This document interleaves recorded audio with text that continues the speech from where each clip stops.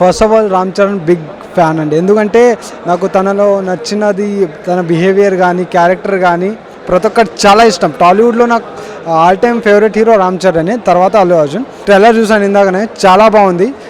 రామ్ చరణ్ గారిది ఫస్ట్ నుంచి ఇప్పటిదాకా అతను స్ట్రగుల్ ఏదైతే చేశారో, అతను వాళ్ళ డాడీకి ఎంత స్టార్డమ్ ఉందో తను కూడా తన స్టార్డమ్ తను సొంతంగా తెచ్చుకున్నాడు. చిరంజీవి గారితో కాకుండా తన స్టార్డమ్ సొంతంగా తెచ్చుకున్నాడు. అది చాలా ఇష్టం. అండ్ అతనికి యాటిట్యూడ్ అలాంటివి ఏముండదు.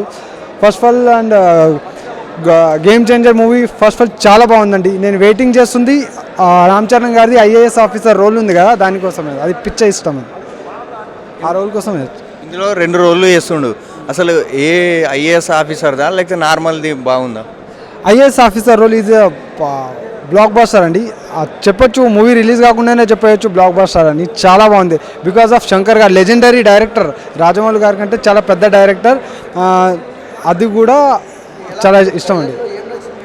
అలాగే ఇందులో 2 హీరోయిన్లు, కైరా అద్వాని కానీ అంజలి గారిది ఎవరిది ఎక్కువ బాగా యాక్టింగ్ మీకు బాగా స్కోప్ ఉంటుంది అనిపిస్తుంది? నాకైతే ఫస్ట్ ఆఫ్ ఆల్ అయితే అంజలి గారిదండి. ఎందుకంటే ఈజ్ మనం చూసాము తెలుగు ఇండస్ట్రీలో కైరా అద్వాని గారు కూడా బెస్ట్, బ్యూటిఫుల్. అండ్ అంజలి గారు అంటే యాక్టింగ్లో జీవించేస్తారన్నమాట.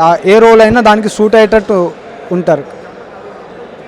అలాగే ఎస్జే సూర్య ఉన్నాడంటే స్క్రీన్ మీద మనకు ఎవ్వరు కనిపించారు. అలాగే రామ్ చరణ్ గారిది, ఎస్జే సూర్య గారిది ఎలా ఉండబోతుంది, ఎలా ఉంది ట్రైలర్లో? First of all SJ Surya గారిని తీసుకున్నారంటే ఆ మూవీ తగ్గేదే లేదండి. అసలు best director and hero villain role అంటే ఎస్జే సూర్య. అసలు యాక్టింగ్లో మునిగిపోతారు. చాలా బెస్ట్ యాక్టర్ అండి ఎస్జే సూర్య. చాలా ఇష్టం నాకు ఎస్జే సూర్య అంటే.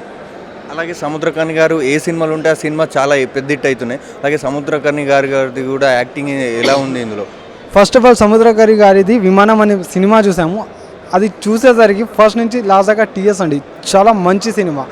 దాన్ని బట్టి దీంట్లో కూడా చాలా బెస్ట్ రోల్ ఉండొచ్చు. RRR లాంటి బాబాయ్ టైప్లో ఉండొచ్చు అని చెప్పారు కదా ఇందాకనే. వెయిట్ చేస్తున్నాం. అలాగే లెజెండరీ యాక్టర్స్ అయినా మనకు శ్రీకాంత్ కానీ సునీల్ గారు కానీ ఎలా ఉంది అలా యాక్టింగ్? ఇప్పుడు సునీల్ గారి కంటే స్టార్డమ్ ఉందనే కదా కంటిన్యూ మూవీస్లో ఉన్నారు. ఈజ్ అ బెస్ట్ యాక్టర్ అండి. పుష్పాలో చూసాం, ప్రతి ఒక్క మూవీలో చూసాం. Is a best actor. అలాగే తమన్ గారు అనగానే చాలా మంచిగా ఉంటుంది మ్యూజిక్. అలాగే బీజిఎం కూడా అదరగొడతాడు ఇందులో. అలాగే మ్యూజిక్ ఎలా ఉంది, బీజిఎం ఎలా ఉంది, ఇలా సాంగ్స్ ఎలా ఉన్నాయి? తమన్ అంటే మర్చిపోలేము. ఎంత మంచి బీజిఎం ఉంటుంది. డాకుమారాలో కూడా చూసాం. ఆ బీజిఎంకి అసలు సినిమాకి రావచ్చు తెలుసా, అంత బాగుంది. తమన్ మ్యూజిక్ అంటే బెస్ట్, ఆల్ టైమ్ బెస్ట్. ఇది మొత్తం పాన్ ఇండియా స్థాయిలో రిలీజ్ అవుతుంది మూవీ. మీకు ఎలా అనిపించింది? ఒక తెలుగు స్టేట్ ఫార్వర్డ్ మూవీలా అనిపించిందా లేకపోతే పాన్ ఇండియా మూవీలా? కాదండి, ఇది డాలర్స్ కూడా వెళ్ళారు కదా. ఇది పాన్ ఇండియా కాదు, ఇంటర్నేషనల్ మూవీ.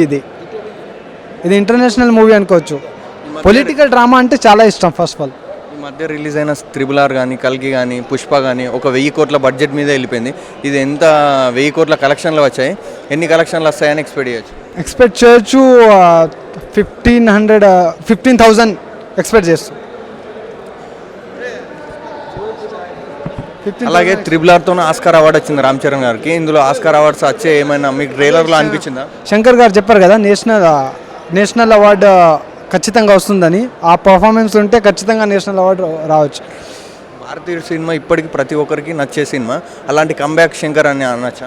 బాగుంది చెప్పొచ్చు, కంబ్యాక్ శంకర్ అని చెప్పొచ్చు. మూవీ చూసి రోబో కూడా చాలా చూసాం కదా. రోబో, ఇంకా అపరిచితుడు ఆల్ టైమ్ ఫేవరెట్. అది బాగుంటుంది. శంకర్ గారు అంటే నేను మూవీకి వెళ్ళేదే శంకర్ గారి కోసం ఫస్ట్ ఆఫ్ ఆల్.